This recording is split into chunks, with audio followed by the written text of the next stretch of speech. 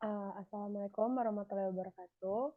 Kami dari kelompok 4, Hukum Kepailitan kelas D yang terdiri dari Gabriela Angelina, Rindu Audrey, Reynald Sebastian, Batara Eri, dan Muhammad Rafli akan menjelaskan mengenai jurnal yang telah kami buat dalam rangka memenuhi tugas ujian akhir semester dalam mata kuliah Hukum Kepailitan.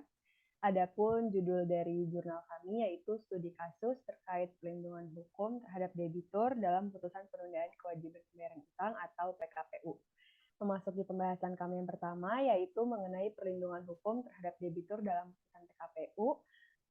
Sebenarnya perlindungan hukum sendiri dikategorikan memiliki dua bentuk, yang diantaranya yaitu satu, perlindungan hukum preventif, yang memiliki tujuan untuk mencegah terjadinya pelanggaran, dan yang kedua ada perlindungan hukum represif, yang memiliki tujuan untuk memberikan sanksi bagi pelanggar yang melakukan pelanggaran hukum itu sendiri, seperti denda, ganti rugi, pidana, dan lain sebagainya.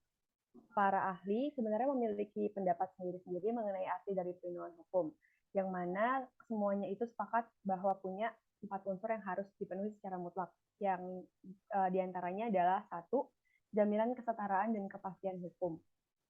Unsur ini merupakan unsur yang sangat penting karena untuk memperjelas kedudukan dari sang debitur itu sendiri akan statusnya dari sisi hukum yang masih belum pasti. Yang kedua, ada jaminan perlindungan dari pemerintah. Unsur ini dimaknai bahwa jaminan itu sendiri harus dibentuk dari pemerintah selaku aparat penegak hukum yang memiliki kewajiban untuk memberikan suatu perlindungan hukum kepada warganya dengan berupa membuat serta mengimplementasikan suatu instrumen hukum yang tepat dalam setiap permasalahan yang ada.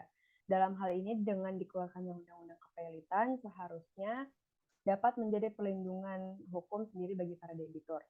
Yang ketiga ada hak warga yang terpenuhi. Unsur ini menandakan bahwa setiap warga negara itu tidak dibeda-bedakan dalam mata hukum, yang dimana artinya adalah setiap orang berhak untuk mendapatkan hak-haknya dalam hukum acara itu sendiri, yang biasanya dimulai dari proses pelaporan, penyidikan, penyelidikan, peradilan, hingga sampai putusan hakim.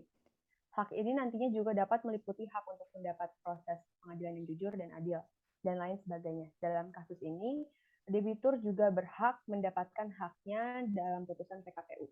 Dan yang keempat, yang terakhir, adanya sanksi bagi pelanggar. Unsur ini lebih ke arah menekankan untuk setiap orang agar memperhatikan setiap tindakannya yang dapat membuat suatu pelanggaran hukum.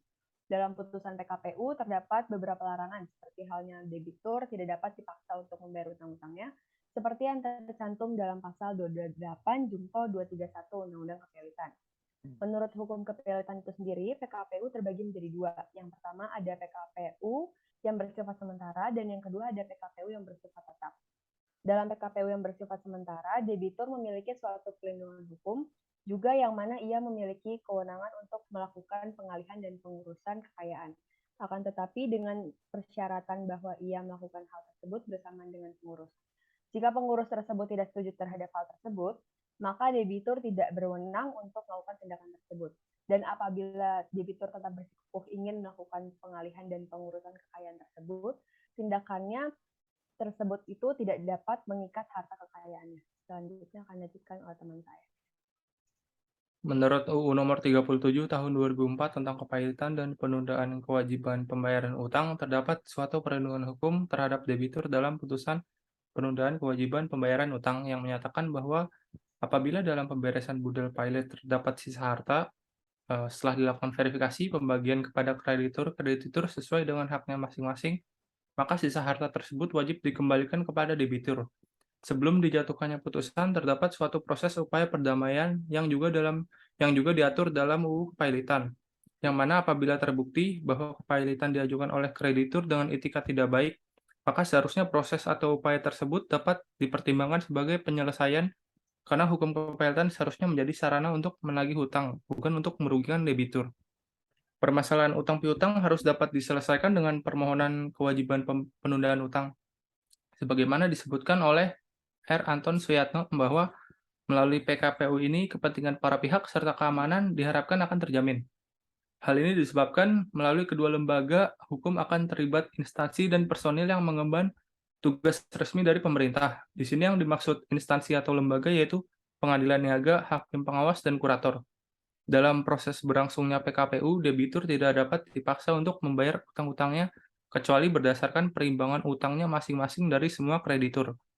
Melanjuti mengenai tata cara PKPU disebutkan dalam pasal 224 UUK yang diberlakukan secara mutatis mutandis, yang mana permohonan PKPU harus diajukan kepada pengadilan dengan ditandatangani oleh pemohon dan advokatnya. Apabila pemohon merupakan debitur, maka permohonan PKPU harus menyertakan daftar yang berisi sifat, jumlah piutang, dan utang debitur serta bukti surat.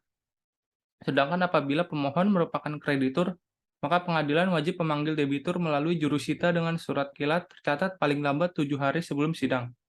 Berkaitan dengan sidang yang dimaksud adalah debitur harus mengajukan daftar yang berisi sifat, jumlah piutang, dan utang debitur, serta surat bukti dan jika ada disertakan rencana perdamaian. Surat permohonan dapat dilampirkan rencana perdamaian.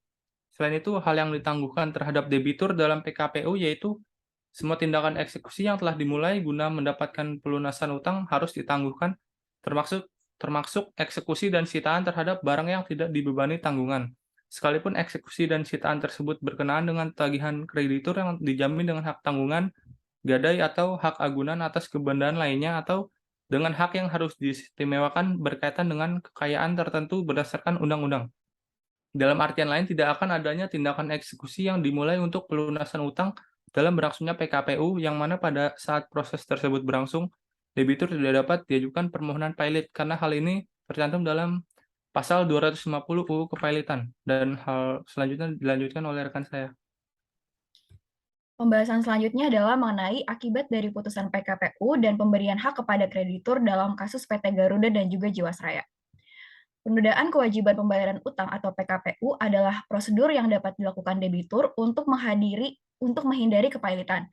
Menurut pasal 222 ayat 2 Undang-Undang Nomor 37 Tahun 2004 tentang kepailitan dan penundaan kewajiban pembayaran utang atau Undang-Undang KPKPU, debitur yang tidak dapat atau memperkirakan tidak akan dapat melanjutkan membayar utang-utangnya yang sudah jatuh waktu dan dapat ditagih, dapat memohon suatu PKPU. Tujuan daripada pengajuan PKPU adalah agar debitur dapat mengajukan rencana perdamaian yang meliputi tawaran pembayaran sebagian atau seluruh utang kreditor, baik kreditor preferen maupun konkuren.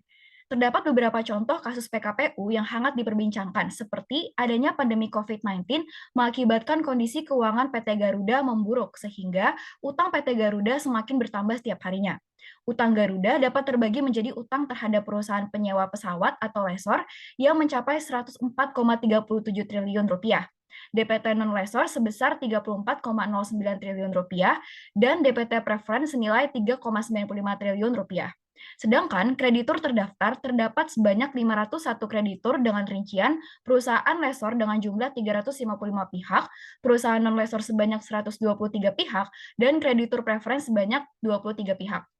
Dalam putusan Pengadilan Niaga Jakarta Pusat nomor 425/PDT-PKPU/2021 Pengadilan Negeri Niaga Jakarta Pusat menyatakan bahwa PT Garuda dengan para krediturnya berakhir damai.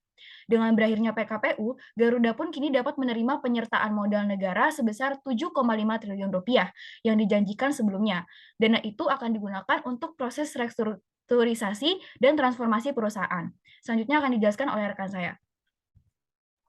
Ya, izin melanjutkan, selain Garuda Indonesia, terdapat pula kasus permohonan PKPU lainnya yang ramai diperbincangkan oleh publik, yaitu permohonan PKPU Asuransi Jiwasraya Persero yang diajukan oleh Ruth Teresia dan Tommy Yusman pada tanggal 14 April 2021 di Pengadilan Negeri Jakarta Pusat yang tertuang pada putusan nomor 170/PDT-PKPU/2021/PN Jakarta Pusat.